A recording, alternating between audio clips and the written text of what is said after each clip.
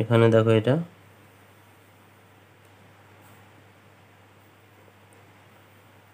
ঠোঁটটা করে দাও, চোখটা দিয়ে দাও, পাখি হয়ে গেল। আর একটা তোমাদের দেখাচ্ছি, দেখো ময়ূর। সব একই রকমের পদ্ধতি, শুধু আন্দাজ মতো ছবিগুলো আকৃতি অনুযায়ী আঁকতে হবে, ঠিক আছে? আকৃতি অনুযায়ী ছবিগুলো আন্দাজ মতো করতে হবে এবং গোলগুলো ঠিক সেরকম পজিশনে বসাতে হবে, সেইভাবে সেরকমভাবে করে নিতে হবে, তাহলে ছবিটা ঠিক হয়ে যাবে।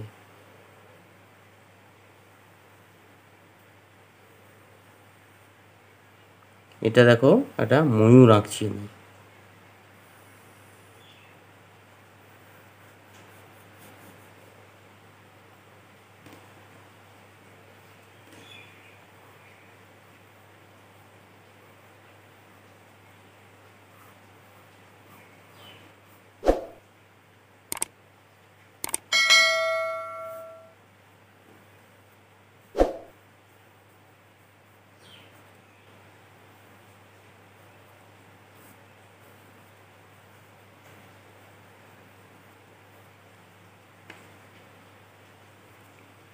তারপর দেখো আবার ঠিক ওরকম দাগগুলো মুছে দেবো। হ্যাঁ,